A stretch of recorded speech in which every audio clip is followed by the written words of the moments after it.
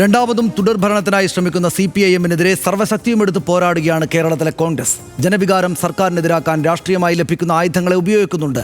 അതിനിടയിലാണ് പാർട്ടിയുടെ വാക്കും നാക്കുമായി പ്രവർത്തിക്കുന്ന ഏറ്റവും പ്രധാന പോഷക സംഘടനയുടെ അധ്യക്ഷനായ യുവനേതാവിനെതിരായ വെളിപ്പെടുത്തലുകൾ ഒരു വ്യക്തിക്കെതിരായ പരാതി എന്ന പേരിൽ കോൺഗ്രസിന് ഇതിൽ നിന്ന് കൈകഴുകാനാകില്ല. കാരണം ആരോപണ വിധേയനായ രാഹുൽ മാങ്കൂട്ടത്തിനെതിരായ പരാതികൾ നേരത്തെ തന്നെ കോൺഗ്രസിൽ വിവിധ തലങ്ങളിലുള്ള നേതാക്കൾക്ക് ലഭിച്ചിരുന്നു. ഇത് പരിഗണിക്കാതെ രാഹുൽ മാങ്കൂട്ടത്തിലിനെ സംരക്ഷിച്ച നേതൃത്വത്തിലെ പ്രബലരുടെ നേർക്ക് ചോദ്യശരങ്ങൾ പാർട്ടിക്കകത്ത് നിന്ന് ശക്തമായി ഉയരുന്നുമുണ്ട്. ആദ്യം RDX റാപ്പ് കാണാം. ചോദ്യശരങ്ങൾ ഒരുപാടുണ്ട്. പുറമേ നിന്നല്ല, പാർട്ടിയിൽ നിന്ന് തന്നെ. സ്ത്രീകളുമായി ബന്ധപ്പെട്ട വിവിധ വിഷയങ്ങൾ പരാതികളായി ഉയർന്നു തുടങ്ങിയിട്ട് കാലം കുറച്ചായി എന്നാണ് വെളിപ്പെടുത്തലുകൾ. അപ്പോഴും നേതൃത്വത്തിന്റെ സംരക്ഷണ വലയത്തിലായിരുന്നു രാഹുൽ. ഷാഫി പറമ്പിൽ ഒഴിഞ്ഞ പുറകെ സംഘടനാ തെരഞ്ഞെടുപ്പിലൂടെ യൂത്ത് കോൺഗ്രസ് സംസ്ഥാന അധ്യക്ഷൻ. തെരഞ്ഞെടുപ്പിൽ വോട്ട് ചേർക്കാൻ വ്യാജ ID കാർഡ് തയ്യാറാക്കിയെന്ന പരാതികളോടെ തുടക്കം. വടകരയിൽ ജയിച്ച് ഷാഫി പറമ്പിൽ പാർലമെന്റിലേക്ക് പോയതോടെ പാലക്കാട് ഉപതെരഞ്ഞെടുപ്പ്. ഷാഫിയുടെ പിൻഗാമിയായി രാഹുൽ മാങ്കൂട്ടത്തിൽ നിയമസഭയിലും. ചാനൽ ചർച്ചകളിലൂടെയാണ് രാഹുൽ മാങ്കൂട്ടത്തിൽ ശ്രദ്ധേയനാകുന്നത്. ഗ്രൗണ്ടിലിറങ്ങി പണിയെടുക്കാത്ത ആളെന്ന പേര് രാഹുലിനെതിരെ എതിർ ഗ്രൂപ്പുകാർ ശക്തമായി ഉന്നയിച്ചിരുന്നു. സംസ്ഥാന യൂത്ത് കോൺഗ്രസ് അധ്യക്ഷനായ ശേഷം സംഘടനയെ കാര്യമായി ചലിപ്പിക്കാനായില്ലെന്ന് വിമർശനങ്ങൾ ഉയർന്നു. ഇപ്പോൾ വെളിപ്പെടുത്തലുകൾ നടത്തിയ യുവനടിയടക്കം പാർട്ടിക്കും നേതാക്കൾക്കും നേരത്തെ പരാതി നൽകിയിരുന്നു. എന്നാൽ ഒരു നടപടിയും ഉണ്ടായില്ല. തദ്ദേശ നിയമസഭാ തെരഞ്ഞെടുപ്പുകൾ അടുത്തിരിക്കെ പാർട്ടിക്കാകെ നാണക്കേടായിരിക്കുകയാണ് രാഹുൽ മാങ്കൂട്ടത്തിനെതിരെയുള്ള സ്ത്രീപീഡന പരാതി പ്രവാഹം. RDX rap news Malayalam.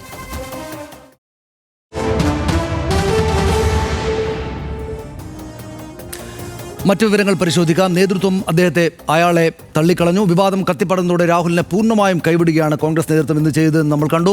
Rahul മാങ്കൂട്ടത്തിന് പൂർണ്ണ പിന്തുണ നൽകിയിരുന്നത് BD സതീശനും ഷാഫി പറമ്പിലുമായിരുന്നു എന്ന് രാഷ്ട്രീയം ശ്രദ്ധിക്കുന്നവർക്കറിയാം. BD Satheesan, Shafi Parambil, Rahul Mamkootathil power group അശക്തമായി. ഈ സംഭവങ്ങളോടെ KC വേണുഗോപാൽ, രമേശ് ചെന്നിത്തല എന്നിവർ കൂടുതൽ കരുത്തരായേക്കും എന്ന സാധ്യത ഇപ്പോൾ ഒരുപക്ഷെ മുന്നിൽ നിൽക്കുന്നുണ്ട്. ഷാഫിയും തുണക്കാനില്ല. മാധ്യമങ്ങൾക്ക് മുന്നിൽ വരാതെ ഷാഫി പറമ്പിൽ MP ഒഴിഞ്ഞുമാറി. വിവാദത്തിൽ പ്രതികരണം ഉണ്ടായില്ല. ഉടൻ കേരളത്തിലേക്ക് വരുന്നുമില്ല. ബീഹാറിലേക്ക് വിമാന ടിക്കറ്റ് എടുത്തു ഷാഫി പറമ്പിൽ എന്നാണ് നമ്മൾ അറിഞ്ഞത്. ബീഹാറിലേക്ക് പോവുകയാണ്. കോൺഗ്രസ് വിയർക്കുകയാണ്. പരാതികൾ നേരത്തെ കിട്ടിയിട്ടും നടപടിയെടുക്കാതിരുന്നത് നേതൃത്വത്തിന് കുരുക്കു തന്നെയാണ് എന്ന് ഉറപ്പായിട്ട് നമ്മൾ കാണണം. വിവാദങ്ങളിൽ മറുപടി പറയാനാവാതെ ഉലഞ്ഞ് സംസ്ഥാന കോൺഗ്രസ് നേതൃത്വം നിൽക്കുകയാണ്. വിവാദം തദ്ദേശ തെരഞ്ഞെടുപ്പിനൊരുങ്ങുന്ന പാർട്ടിക്ക് തിരിച്ചടിയായേക്കും എന്ന് അവർ തന്നെയും ഭയപ്പെടുന്നു. സർക്കാരിനെതിരെ ആഞ്ഞടിക്കാനിരുന്ന കോൺഗ്രസിന് ഇനി വിവാദം വിശദീകരിക്കേണ്ടതായിട്ട് വരും എന്നതാണ് അതിൻ്റെ കാര്യം. യൂത്ത് കോൺഗ്രസ് സംസ്ഥാന അധ്യക്ഷ സ്ഥാനം നിലനിർത്താൻ A ഗ്രൂപ്പിൻ്റെ നീക്കമുണ്ട്. ആരായിരിക്കും പകരക്കാരൻ എന്നത് ചർച്ചയാണ്. ഇപ്പോൾ തന്നെ പ്രസിഡന്റ് സ്ഥാനത്തേക്ക് പരിഗണിക്കുന്നത് ഒന്നിലേറെ പേരുകളാണ് ഇപ്പോൾ കോൺഗ്രസിന് മുന്നിലുള്ളത്. അബിൻ വർക്കി, KM അഭിജിത്ത്, ബിനു ചുള്ളിയിൽ എന്നിവരുടെ പേരുകൾക്കാണ് മുൻതൂക്കം എന്ന് നമ്മൾ അറിയുന്നു. അബിൻ വർക്കി നിലവിൽ സംസ്ഥാന വൈസ് പ്രസിഡന്റാണ്. I ഗ്രൂപ്പിൻ്റെ ഭാഗമാണ്.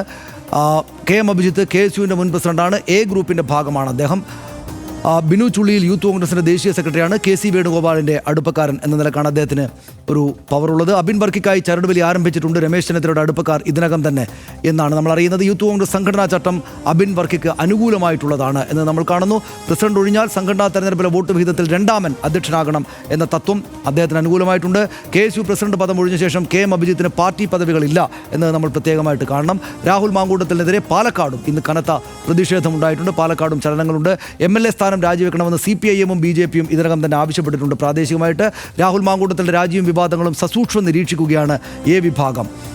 ഉമ്മൻചാണ്ടിയുടെ മരണശേഷം ചിഹ്നഭിന്നമായ A ഗ്രൂപ്പിനെ പുനരുജ്ജീവിപ്പിക്കാൻ നീക്കം നടത്തുന്നതിനിടയിലാണ് ഇത്തരമൊരു പൊളിറ്റിക്കൽ ഡെവലപ്മെൻറ്റ്. ഗ്രൂപ്പിൽ നടന്നുപോയ നേതാക്കളെ തിരികെ എത്തിക്കാൻ തീവ്ര ശ്രമം നടത്തുന്നുണ്ട് ആ ഗ്രൂപ്പ് നേതൃത്വം. A ഗ്രൂപ്പിൻ്റെ നീക്കങ്ങൾ ചാണ്ടി ഉമ്മൻ, PC വിശ്വനാഥ് എന്നിവരെ കേന്ദ്രീകരിച്ചാണ് എന്ന് നമുക്കറിയാം. കോൺഗ്രസിനും UDF-നും പാലക്കാട് നിയമസഭാ സീറ്റ് തലവേദനയാകും എന്നൊരു സാഹചര്യം വന്നു നിൽക്കുന്നു. ഷാഫി പറമ്പിലിനെ വടകരയിലേക്ക് മാറ്റിയ പരീക്ഷണം പാളിയെന്നും ഇതിനകം തന്നെ വിമർശനം ഉയർന്നിട്ടുണ്ട്. ഷാഫി വന്നാലും രാഹുൽ മാങ്കൂട്ടത്തിൻ്റെ സംരക്ഷകൻ എന്ന പ്രതിച്ഛായ വിനയായേക്കും എന്നത് നമ്മൾ കാണുന്നു. BJP-യും CPIM-ഉം ഉയർത്തുന്ന കനത്ത വെല്ലുവിളി മറികടക്കുക ദുഷ്കരമാണ് കോൺഗ്രസിന് മുന്നിൽ എന്നത് ഒരു കാര്യമാണ്. പാലക്കാട് BJP-യുടെ A ക്ലാസ് മണ്ഡലം. നിയമം കഴിഞ്ഞാൽ പ്രതീക്ഷ അർപ്പിക്കുന്ന മണ്ഡലമാണ് പാലക്കാട്. ഗ്രൂപ്പ് പോരും മോശം സംഘടനാ സംവിധാനവും മൂലം ജില്ലയിൽ കോൺഗ്രസ് ദുർബലാവസ്ഥയിലാണ് എന്ന് കാണുന്നുണ്ട്. പക്ഷേ ഇതിപ്പോൾ കോൺഗ്രസിനകത്ത് എന്ത് ചലനങ്ങൾ ഉണ്ടാക്കുമെന്നാണ് നമ്മളിപ്പോൾ ചർച്ച ചെയ്യുന്നത്. ഇതിനകത്ത് BD സതീശൻ്റെ വർത്തമാന പ്രതികരണത്തിൽ തന്നെ ചില രോഷപ്പെടലൊക്കെ മാധ്യമങ്ങൾക്ക് നേരെ ഉണ്ടായിരുന്നെങ്കിലും ഞാൻ പ്രത്യേകമായി ശ്രദ്ധിച്ചത് ഉമാ തോമസിൻ്റെ പ്രതികരണമാണ്. ഈ സംഭവങ്ങളെല്ലാം പുറത്തു വന്നതിന് ശേഷമുള്ള അവരുടെ പ്രതികരണത്തിൽ ഈ വോയിസ് വന്നല്ലോ, ഓഡിയോ വന്നല്ലോ, ഈ പെൺകുട്ടിയും രാഹുലും തമ്മിൽ സംസാരിക്കുന്നത്. അപ്പോൾ എന്തുകൊണ്ടാണ് ആ പെൺകുട്ടിയുടെ ഓഡിയോ ഇങ്ങനെ ഇരിക്കുന്നത്? ചിലപ്പോൾ ആളാരെന്ന് തിരിച്ചറിയാതിരിക്കാൻ വേണ്ടി ടെക്നിക്കലി ചെയ്തതായിരിക്കും അല്ലേ? എന്നാലും ഓഡിയോ ശരിയാണെങ്കിൽ നമുക്ക് നടപടിയെടുക്കാമെന്ന ഒരു സ്ത്രീ നേതാവിൽ നിന്ന് ഈ ഘട്ടത്തിൽ ഉണ്ടാകാൻ പാടില്ലല്ലോ എന്ന് നമ്മളെപ്പോലൊരാൾക്ക് തോന്നുന്ന ഒരു പ്രതികരണമാണ് ഉമാ തോമസിൻ്റെ ഭാഗത്ത് നിന്ന് എന്താണ് എൻ്റെ വ്യക്തിപരമായുള്ള നിരീക്ഷണമാണ്, എല്ലാവർക്കും കൂടെ തോന്നിയത് എനിക്കറിയില്ല. അപ്പോൾ സ്വാഭാവികമായിട്ടും ഇത് അദ്ദേഹത്തെ അയാളെ സ്ഥാനത്ത് നിന്ന് മാറ്റി നിർത്തി, പക്ഷേ ഇതിനും പൂർണ്ണമായിട്ടങ്ങ് വഴങ്ങി രാഷ്ട്രീയ എതിരാളികളുടെ വലിയ ശക്തമായുള്ള അടികൾക്കൊക്കെ അങ്ങ് വഴങ്ങിക്കൊടുക്കാമെന്ന് കോൺഗ്രസ് എന്തായാലും തീരുമാനിക്കുകയില്ല. എന്തെങ്കിലുമൊക്കെ ന്യായീകരണമായിട്ട് ഈ ഘട്ടത്തിൽ വരും. അതിൻ്റെ തുടക്കം എന്ന നിലക്ക് വേണം ഒരുപക്ഷെ ഉമാ തോമസ് ആ സംഗതി അവിടെ വെച്ചിട്ടുണ്ടാവുക. CPM ആണെങ്കിൽ സംസ്ഥാന നേതാക്കൾ അങ്ങനെ വല്ലാത്ത തോതിൽ വന്ന് അടിച്ചായിട്ട് കാണുന്നില്ല. എങ്ങനെയായിരിക്കും മുന്നോട്ട് പോവുക കോൺഗ്രസ് രാഷ്ട്രീയവും പൊതുരാഷ്ട്രീയവും? ഇതിനകത്ത് സനീഷ് ഇവിടെ വളരെ ആവേശത്തോടെ ഈ പവർ ഗ്രൂപ്പിൻ്റെ ഒരു മുന്നേറ്റം കോൺഗ്രസിൽ സംഭവിച്ചുകൊണ്ടിരിക്കുകയായിരുന്നു. അത് VD സതീശൻ പ്രതിപക്ഷ നേതാവായതിനു ശേഷം സ്വാഭാവികമായിട്ടും ഇവരൊക്കെ വരുന്ന പശ്ചാത്തലം, കോൺഗ്രസിനുണ്ടായ മാറ്റം, 2021 മാറ്റം, ഇതെല്ലാം നമ്മൾ ഓർത്തു പോകണമല്ലോ. കാരണം തെരഞ്ഞെടുപ്പ് പരാജയത്തിന് ശേഷം ഈ ഗ്രൂപ്പുകൾ നിഷ്പ്രഭമായി പോകുന്നു. അത് അണികളുടെ ഒരു വലിയ പ്രതിഷേധത്തിലാണ് ഗ്രൂപ്പുകൾ സത്യത്തിൽ ഇല്ലാതാവുന്നത്. അതിനുശേഷം ആ ഗ്രൂപ്പ് പ്രവർത്തനത്തിൽ താൻ ഇല്ല എന്ന് പറഞ്ഞ് നേതൃത്വം കൊടുക്കാൻ വേണ്ടി VD സതീശൻ രംഗത്തേക്ക് വരുന്നു. അന്ന് VD സതീശൻ രംഗത്ത് അങ്ങനെ വരുമ്പോൾ A ഗ്രൂപ്പിൽ നിന്നാണ് ഷാഫി പറമ്പിൽ പടനായകനാവുന്നത്. A ഗ്രൂപ്പിൽ നിന്നാണ് രാഹുൽ മാങ്കൂട്ടത്തിലെത്തുന്നത്. പക്ഷേ A ഗ്രൂപ്പ് എന്ന മട്ടിലല്ല VD സതീശൻ ഇതിനെ നയിക്കുന്നത്. അങ്ങനെയാണ് അതിനെ മുമ്പോട്ട് കൊണ്ടുപോയിക്കൊണ്ടിരുന്ന ഒരു സാഹചര്യം. അതിനെ A ഗ്രൂപ്പ് എന്ന് നമുക്ക് പറയാൻ പറ്റില്ല. അതുതന്നെയാണ് അവസ്ഥ. ഇവിടെ ഷിയാസിൻ്റെ നേതൃത്വത്തിൽ എറണാകുളത്തൊക്കെ ആണെങ്കിൽ ഷിയാസിനെ പോലെയുള്ള നേതാക്കളൊക്കെ വളരെ ആവേശത്തോടെ വരുന്നു. അങ്ങനെ മൊത്തത്തിൽ VD സതീശൻ്റെ പ്രതിപക്ഷ നേതാവിൻ്റെ നേതൃത്വത്തിലുള്ള ഒരു സംഘം എന്ന നിലയ്ക്കാണ് ഇതിനെ കണ്ടിരുന്നത്. അത് വളരെ സത്യം പറഞ്ഞാൽ തരക്കേടില്ലാതെ അത് മുന്നേറിക്കൊണ്ടിരിക്കുകയുമായിരുന്നു. അതിലൊരു കരട് വീഴുന്നത് യഥാർത്ഥത്തിൽ ഈ ഷാഫി പറമ്പിൽ രാഹുൽ മാങ്കൂട്ടത്തിലിനെ കൈപിടിച്ചുയർത്തുന്നതിലൂടെയാണ്.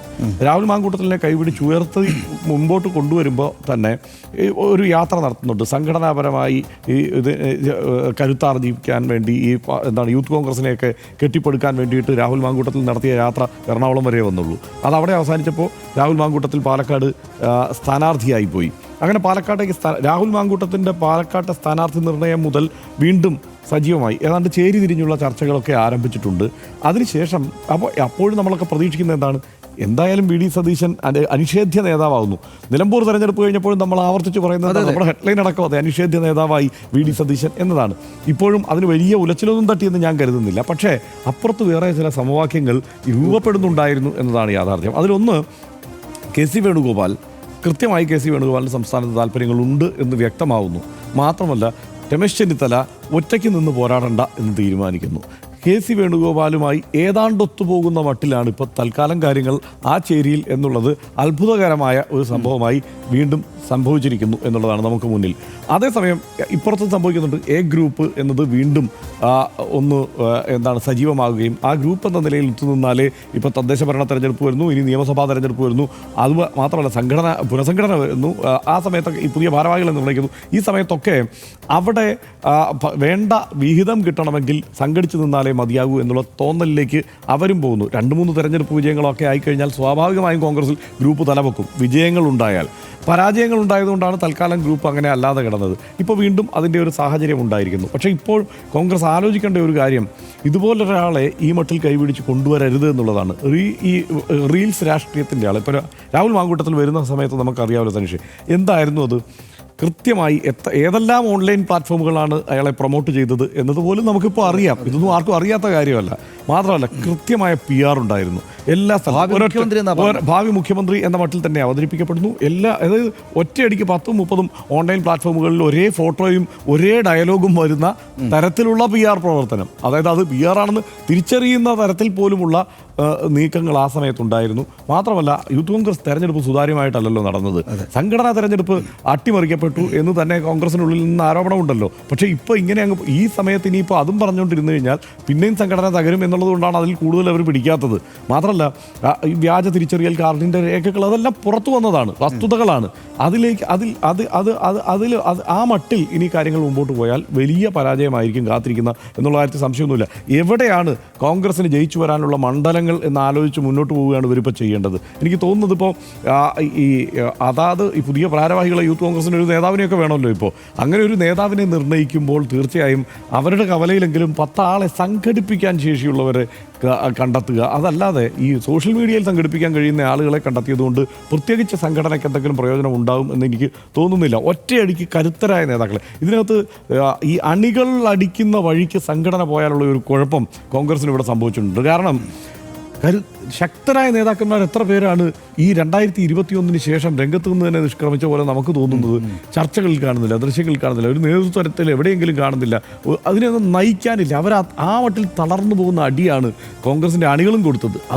അവിടെയാണ് എനിക്ക്, അതായത് ഒന്ന് കോൺഗ്രസ് നേതൃത്വം ഇനി അങ്ങോട്ട് മുന്നോട്ട് പോകുന്ന കാര്യങ്ങൾ ചിന്തിക്കുമ്പോൾ ഒരു കാര്യം അവർ പ്രസക്തമായിട്ട് എടുക്കണമെന്ന് ഞാൻ വിചാരിക്കുന്നു. അതായത് ഇപ്പം നമ്മുടെ ഉപദേശമൊന്നും ആൾക്കാർ കേൾക്കില്ല, പ്രത്യേകിച്ച് ഈ ചർച്ചയുടെ താഴെ പോലും കോൺഗ്രസ്സുകാർ വല്ലാതെ ആഗ്രഹങ്ങളും ചിന്തകളും തോന്നലുകളും വിമർശിക്കുന്ന നിലയുണ്ടാകും. കാരണം എന്ന് വെച്ചാൽ ഒന്ന് അങ്ങനെ വിമർശിക്കുന്നതിൽ കുറ്റം പറയാൻ പറ്റില്ല. നമ്മളിപ്പോൾ ഈ സംഭവത്തിൽ കോൺഗ്രസിനെ വിമർശിക്കുന്ന ഓരോ വാക്കിനും ഹൃദയവേദന ഉണ്ടാകുന്ന ആയിരക്കണക്കിന് കോൺഗ്രസ് പ്രവർത്തകർ ഗ്രൗണ്ടിൽ മാത്രമല്ല. കാരണം അവർ കോൺഗ്രസ് പ്രവർത്തകരെന്ന് വെച്ചാൽ കോൺഗ്രസ് രാഷ്ട്രീയ പാർട്ടിയോട് ഈ പരാജയപ്പെട്ട് നിൽക്കുന്ന 10 വർഷക്കാലത്ത് പോലും വളരെ ആത്മാർത്ഥമായിട്ട് നിൽക്കുന്ന പ്രവർത്തകരാണ്. അപ്പോൾ അവർ കോൺഗ്രസിനെ വിമർശിക്കുന്ന ആളുകളോട് തിരിച്ച് രോഷപ്പെടുന്നതിനെ നമുക്ക് കുറ്റം പറയാൻ പറ്റില്ല. ഇതിനകത്ത് കോൺഗ്രസ് നേതൃത്വം കാണേണ്ടുന്നൊരു കാര്യം, അതായത് ഈ നരേന്ദ്രമോദി സർക്കാർ വരുമ്പോഴും പിണറായി വിജയൻ സർക്കാർ വരുമ്പോഴും എന്ന് വെച്ചാൽ ഇവർ കേന്ദ്രത്തിലും കേരളത്തിലും തുടങ്ങുന്ന കാലത്ത് 8 വയസ്സുണ്ടായിരുന്നൊരു കുട്ടി ഇപ്പോൾ 18 വയസ്സുള്ള യുവാവാണ്. എന്ന് വെച്ചാൽ 10 വർഷക്കാലം എന്ന് വെച്ചാൽ യുവാക്കളുടെ ഒരു വലിയ ബഹുഭൂരിപക്ഷം കോൺഗ്രസ് അണികളായിട്ടുള്ള യുവാക്കളുടെ ബഹുഭൂരിപക്ഷം ഒരു 80% അല്ലെങ്കിൽ 70% പേരും അവർ പ്രതിപക്ഷത്തായിരുന്ന കാലത്ത് ഈ പാർട്ടിയോട് ചേർന്ന് നിൽക്കുന്ന ആളുകളാണ്. അത് കോൺഗ്രസ് നേതൃത്വം മനസ്സിലാക്കണം. എന്താണ് അവരുടെ സവിശേഷത? ആ ചെറുപ്പക്കാരുടെ സവിശേഷത എന്താ? അവർ കോൺഗ്രസിനെ ഒരു ഭരണകക്ഷിയായിട്ടല്ല അവരുടെ രാഷ്ട്രീയമായ ഉണർവുണ്ടായ കാലത്ത് കണ്ടിട്ടുള്ളത്. അവർ ദേശീയ തലത്തിലും ക്ഷീണിച്ചിരിക്കുന്ന കോൺഗ്രസിനാണ് കണ്ടിട്ടുള്ളത്, ഇവിടെയും ക്ഷീണിച്ചിരിക്കുന്ന കോൺഗ്രസിനെയാണ് കണ്ടിരിക്കുന്നത്. എന്ന് വെച്ചാൽ അവർ ഫൈറ്റ് ചെയ്യുന്ന ഒരു കോൺഗ്രസിനെയാണ് കണ്ടിട്ടുള്ളത്. അവർ കാണുന്ന ഏറ്റവും പ്രധാനപ്പെട്ട നേതാവാരാണ്? രാഹുൽ ഗാന്ധിയാണ്. ആദർശാത്മക വ്യക്തിത്വമായിട്ടുള്ള രാഹുൽ ഗാന്ധി. അതായത് പരാജയപ്പെട്ടാലും ഞങ്ങളുടെ ഈ രാഷ്ട്രീയ നിലപാടിൽ നിന്ന് പിന്നോട്ട് പോകില്ല എന്ന് പറഞ്ഞ് അടിവച്ചടിവച്ചടിവച്ച് മുകളിലേക്ക് പോയിട്ട് ഇപ്പോൾ വിജയങ്ങൾ ഉണ്ടാക്കാൻ പ്രാപ്തനായിട്ടുള്ള നേതാവ് എന്ന നിലയിലേക്ക് എത്തിയിട്ടുള്ള രാഹുൽ ഗാന്ധി എന്ന ആദർശാത്മക രൂപത്തെയാണ് അവരുടെ നേതാവായിട്ട് അവർ കാണുന്നത്. കേരളത്തിലാണെങ്കിൽ അവർ കാണുന്നത് പരാജയപ്പെട്ട് നിൽക്കുന്ന, സമരം ചെയ്യുന്ന, തോറ്റു നിൽക്കുന്ന ഒരു കോൺഗ്രസിനെയാണ്.